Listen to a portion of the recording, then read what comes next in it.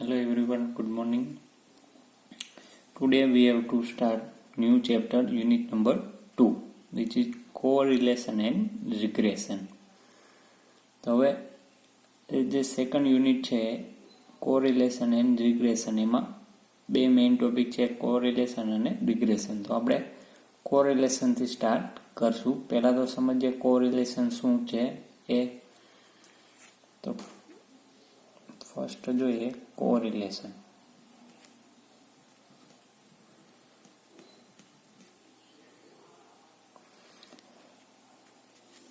Now first we have to discuss the concept of correlation. એટલે કે correlation છે શું એ જોઈએ, પછી મેજર ઓફ કોરિલેશન જોઈએ. એટલે કે એક્ઝામમાં એના ક્વેશ્ચન છે એ પૂછાય તો કઈ રીતના ગણવાના એ જોશું. તો હવે કોરિલેશન શું છે એના માટે આપણે એક સિરીઝ લઈ લઈએ. અનગ્રુપેડ ડેટા માટે ધારો કે એક સિરીઝ છે, એને શું નામ આપીએ? એક્સ. એમાં જે વેરિયેબલ છે કંઈક આ રીતે તમને આપેલા છે.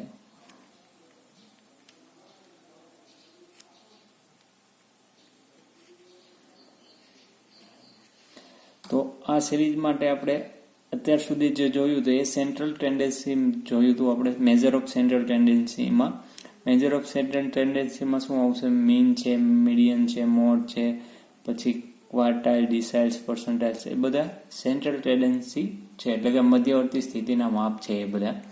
અને મેઇન જે 3 એવરેજ હતી, એવરેજમાં શું આવશે? મીન, મીડિયન અને મોડ. તો આગળના ચેપ્ટરમાં આપણે જેટલા પણ એક્ઝામ્પલ કેલ્ક્યુલેટ કરેલા એ બધા એક્ઝામ્પલમાં તમને સિરીઝ આપેલી હતી, હંમેશા કેટલી આપેલી છે? એક જ સિરીઝ આપેલી હશે. એટલે કે એક્સની વેલ્યુ હશે એ એક જ આપેલી હશે તમને. એટલે એક જ સિરીઝ માટે આપણે એ બધા મેઝરમેન્ટ છે એ ફાઇન કરેલા હતા. એક જ સિરીઝ આપેલી હોય, અનગ્રુપેડ ડેટા હોય, તો ગ્રુપેડ ડેટા હોય તો તમને એક સિરીઝ અને એના માટેની ફ્રીક્વન્સી અથવા તો એનો વેઇટ છે આપેલો હોય. તો આપણે જે ફર્સ્ટ યુનિટ છે એમાં જેટલા પણ મેઝરમેન્ટ જોયા હતા એ બધા મેઝરમેન્ટમાં કોમન શું હતું કે એમાં તમને ખાલી એક ક્વેશ્ચનમાં સિરીઝ જે છે એ હંમેશા એક આપેલી હશે. હવે કોરિલેશન છે એ શું તમને મેઝરમેન્ટ આપશે? તો કે કોરિલેશન છે એ શું દર્શાવે? તો કે બે સિરીઝ વચ્ચેનું એનાલિસિસ છે એ મેઝરમેન્ટ તરીકે આપશે. તો અહીંયા જે સિરીઝ આપેલી હશે હંમેશા કેટલી આપેલી હશે? 2 આપેલી હશે. કોરિલેશન અને રિગ્રેશન બંનેમાં અહીંયા હંમેશા 2 સિરીઝ આપેલી હશે. બંને સિરીઝ વચ્ચેનું જે રિલેશન શું હોય એ જ શું કહેવાય? એને કોરિલેશન કહેવામાં આવે. એટલે કે અહીંયા આપણે આ ચેપ્ટરમાં હવે ડિસ્કસ કરીશું જ્યારે આપણને હંમેશા 2 સિરીઝ છે એ આપેલી હશે. ધારો કે બીજી સિરીઝ આપણને કંઈક આ પ્રકારે આપેલી છે.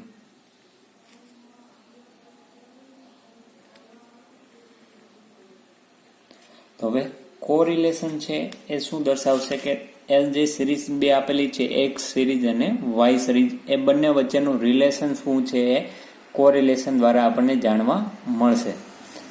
અને મેઝરમેન્ટ ઓફ કોરિલેશન ફાઇન કરીએ તો એ આના વચ્ચેનો એક્ઝેક્ટ ક્વોન્ટિટેટિવ મેજર છે એ આપશે. એટલે કે કંઈક વેલ્યુ છે એ આપણને મળશે એના ઉપરથી.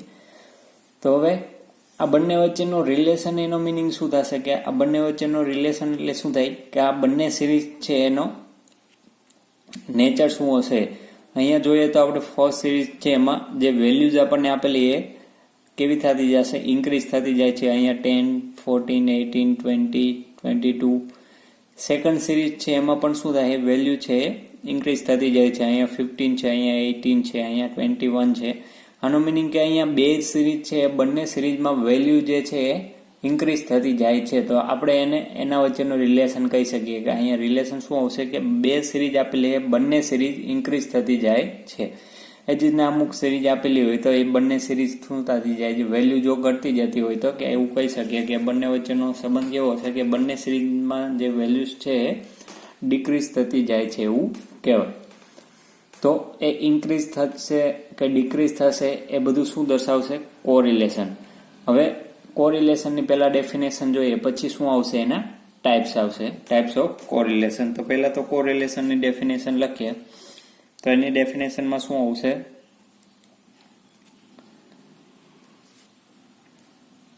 તો correlation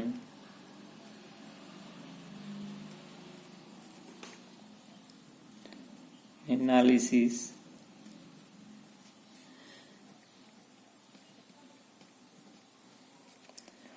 provides only a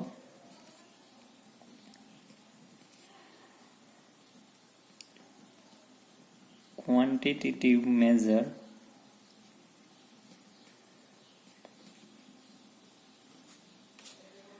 of relationship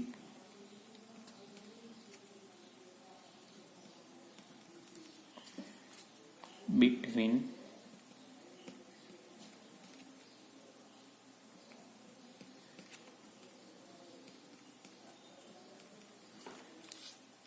two variables, but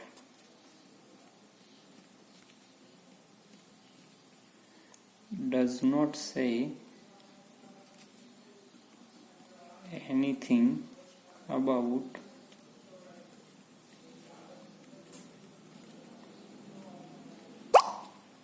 the direction and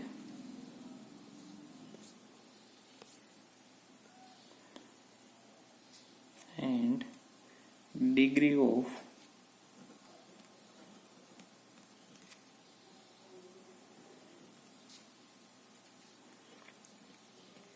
causes and effect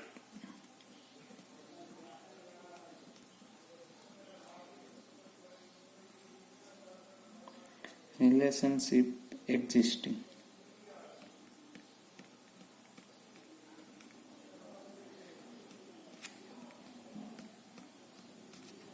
between them. તો શું એ ડેફિનેશન જો એમની તમને એક્ઝામમાં પૂછાય ડેફિનેશન ઓફ કોરિલેશન, તો એમાં આટલું લખવાનું રહેશે. અહીંયા જોઈએ તો આ શું હે, the correlation analysis provides only a quantitative measure of relationship between two variables. Two variables means અહીંયા ટુ સિરીઝ જે એક્સ અને વાય છે એ શું કહેવાય, વેરિયેબલ.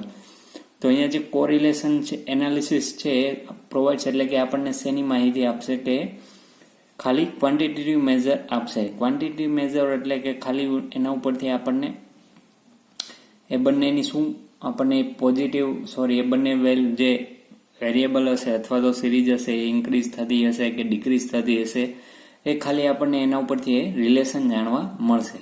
એને શું કહેવાય, quantitative measure. But does not say anything about the direction and degree of causes and effect relationship existing between them. એનો મિનિંગ કે અહીંયા આપણને ખાલી એની ડાયરેક્શન, અહીંયા આપણને ખાલી ક્વોન્ટિટેટિવ મેઝર જાણવા મળશે, એનાથી આપણને એની ડાયરેક્શન અથવા તો ડિગ્રી છે એ જાણવા મળી શકે નહીં. હવે ડાયરેક્શન અને ડિગ્રી એનો મિનિંગ શું થશે કે આ બંને સિરીઝ છે, અહીંયા આપણે જોઈએ તો આ બંને સિરીઝ છે ઇન્ક્રીઝ તો થતી જશે, પણ એ કેટલી ઇન્ક્રીઝ થશે એ આના ઉપરથી આપણે કોરિલેશન ઉપરથી એ ફાઇન કરી શકીએ નહીં. અહીંયા જોઈએ તો આ અહીંયા જે બંને વચ્ચે ઇન્ક્રીમેન્ટ છે 4 ઇન્ટીજરનું છે, અહીંયા પણ 4 ઇન્ટીજરનું છે, અહીંયા પાછું 2 ઇન્ટીજરનું છે, એટલે કે અહીંયા પાછું બંને વચ્ચે 3 ઇન્ટીજરનું ઇન્ક્રીમેન્ટ છે. એટલે કે આપણે કોરિલેશન ઉપરથી ઇન્ક્રીઝ થતું હશે અથવા તો ડિક્રીઝ થતું હશે આપણે ખાલી એટલું એના ઉપરથી જાણવા મળી શકે, પણ એ કેટલું ઇન્ક્રીઝ થશે અથવા તો કેટલું ડિક્રીઝ થતી હશે એ સિરીઝ એ આપણે કોરિલેશન ઉપરથી ફાઇન કરી શકીએ નહીં. એટલે કે એના ઉપરથી ડાયરેક્શન અને ડિગ્રી છે એ જાણવા મળી શકે નહીં. એના પછી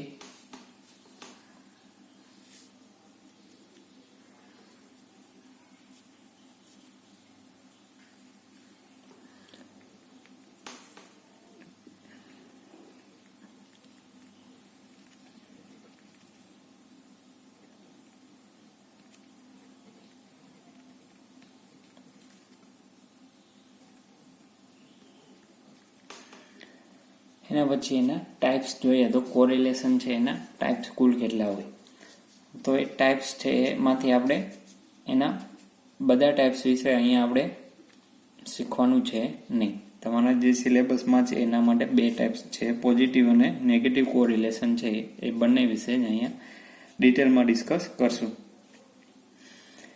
અહીંયા આપણે ટાઈપ્સ છે બધા લખી લઈએ. પહેલાં તો એમાં કુલ કેટલા ટાઈપ્સ આવશે, એક તો first positive and negative correlation. આપણે અહીંયા આ ચેપ્ટરમાં પોઝિટિવ અને નેગેટિવ આ બંને ટાઈપ્સ વિશે ખાલી ડિટેલમાં સ્ટડી કરશું. એના પછી સેકન્ડ છે simple and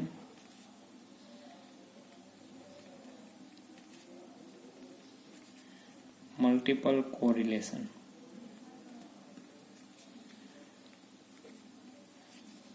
third one is partial and total correlation.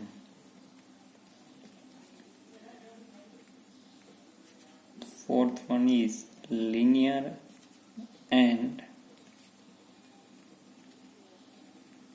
non-linear correlation. આ બધા એના ટાઈપ્સ છે. એમાં આપણે પોઝિટિવ કોરિલેશન અને નેગેટિવ કોરિલેશન છે એમાં વિશે ડિટેલમાં સ્ટડી જોઈએ. તો ફર્સ્ટ જોઈએ પોઝિટિવ કોરિલેશન.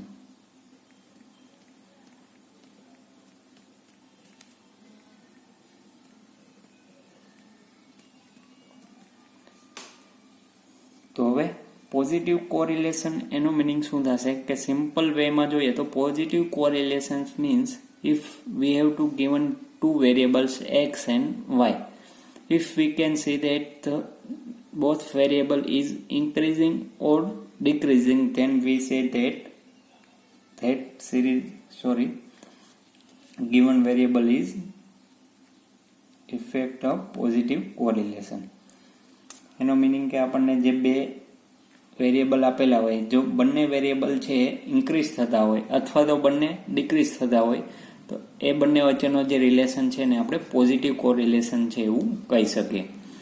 બંને ઇન્ક્રીઝ થવા જોઈએ અથવા તો બંને ડિક્રીઝ થવા જોઈએ. તો અહીંયા આપણે એ લખીએ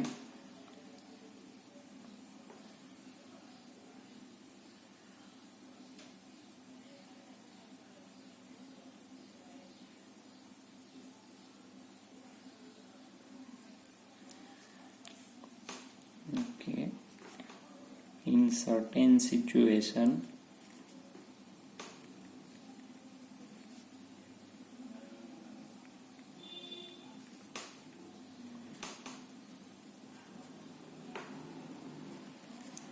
the movement of the values of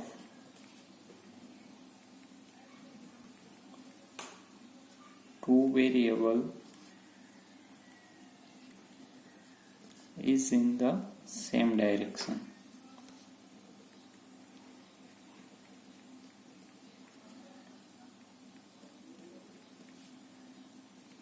That means if value of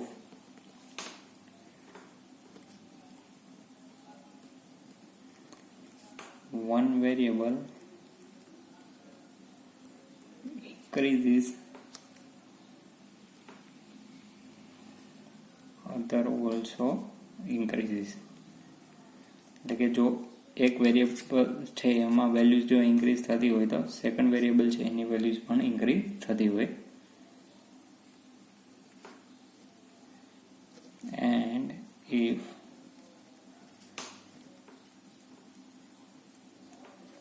one decreases and other decreases, then તો આ પ્રકારના જે કોરિલેશન છે એને પોઝિટિવ કોરિલેશન કહેવામાં આવે.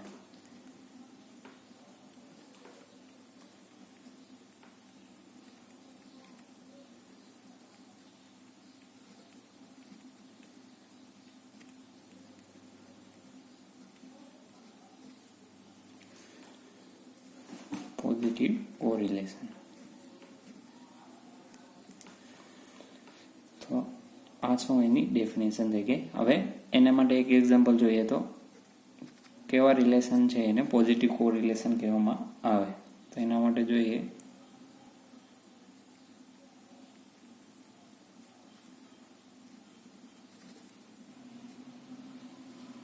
Income and house hold.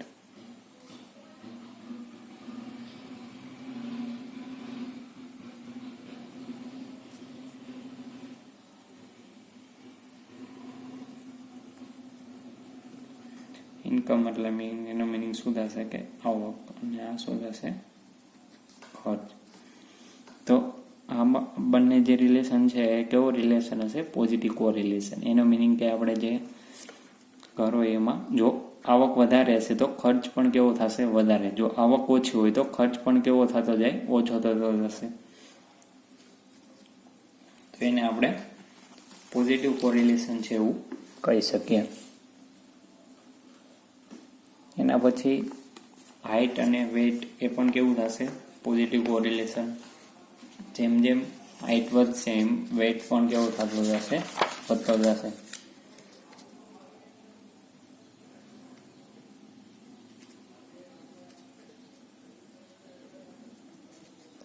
એના પછી વધારે એક્ઝામ્પલ જોવા હોય તો રેનફોલ એન્ડ વાઇલ્ડ. રેનફોલ એટલે વરસાદ, અને આ શું થશે? પાક. એટલે કે જેમ જેમ વરસાદ વધારે સારો પડશે એમ પાક પણ કેવો વધારે આપણને મળી શકે. એટલે આ બધા જે એક્ઝામ્પલ છે એ પોઝિટિવ કોરિલેશનના એક્ઝામ્પલ છે.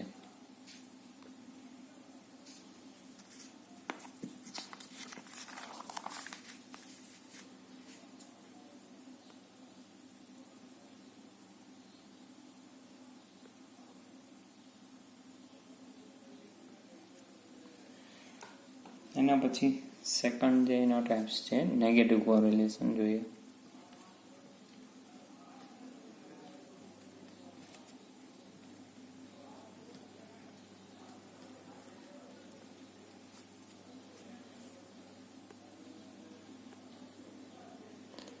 તો એના માટે પણ જે ડેફિનેશન છે એ આગળ આપણે જે રીતના લખી હતી એ રીતના સેમ જ આવશે. ખાલી ત્યાં જો એક ઇન્ક્રીઝ થશે તો સેકન્ડ જે વેરિયેબલ હશે એની વેલ્યુ કેવી થતી હોય? ડિક્રીઝ. એટલે કે બંનેની સાઇન હોય ઓપોઝિટ હોય. અને જો ફર્સ્ટ વન જે છે એ ડિક્રીઝ થતી હોય તો સેકન્ડ જે સિરીઝ હશે એ ઇન્ક્રીઝ થતી જ હોય. તો એ પ્રકારના કોરિલેશન છે એને નેગેટિવ કોરિલેશન કહેવામાં આવે. તો અહીંયા લખીએ while certain condition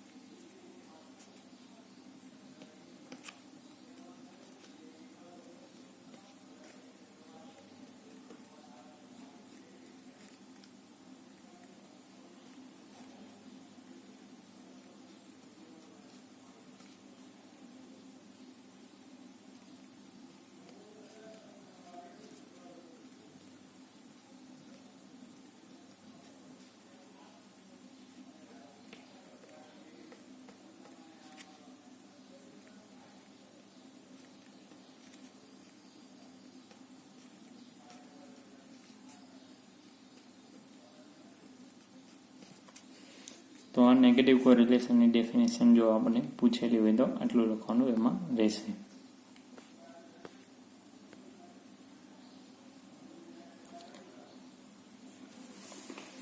હવે એના માટે એક્ઝામ્પલ જોઈએ તો એમાં એક્ઝામ્પલ આપણે શું લઈ શકીએ? ફોર એક્ઝામ્પલ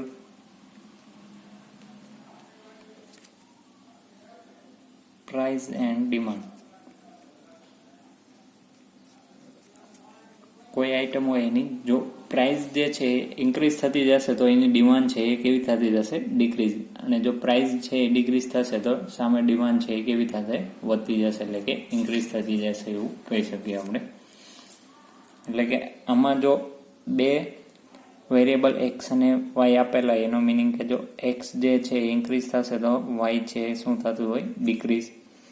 અથવા તો એક્સ જે છે એ ડિક્રીઝ થશે તો વાય શું થતું હોય, ઇન્ક્રીઝ. એની પહેલાં જોયું એમાં બે વેરિયેબલ એક્સ અને વાય આપેલા હોય તો બંને ઇન્ક્રીઝ થતા હશે અથવા તો બંને ડિક્રીઝ થતા હશે.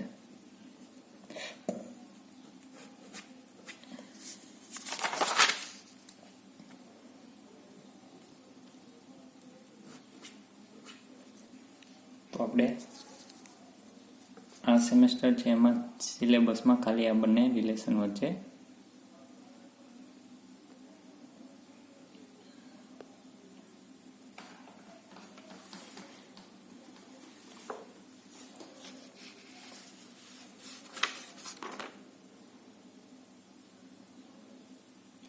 હવે એના પછી જે નેક્સ્ટ આવશે કોફિશિયન્ટ ઓફ કોરિલેશન. તો કોફિશિયન્ટ ઓફ કોરિલેશન શું હોય એ જોઈએ.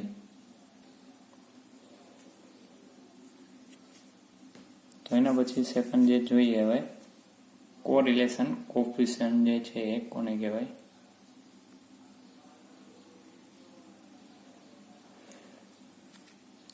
તો કોરિલેશન કોફિશિયન્ટ છે એમાં શું આવશે, તો measure of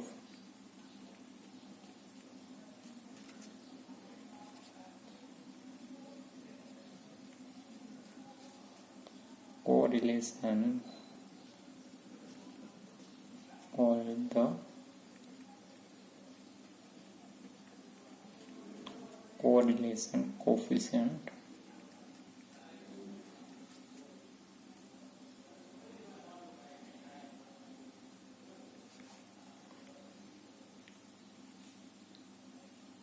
summarize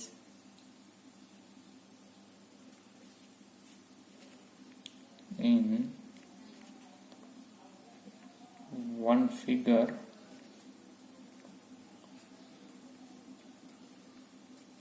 direction and degree of correlation. તો એની ડેફિનેશન છે કોરિલેશન કોફિશિયન્ટ. તો કોરિલેશન કોફિશિયન્ટ શું છે, તો કે એક મેઝરમેન્ટ છે કોરિલેશનનું મેઝરમેન્ટ છે એને શું કહેવાય, કોરિલેશન કોફિશિયન્ટ.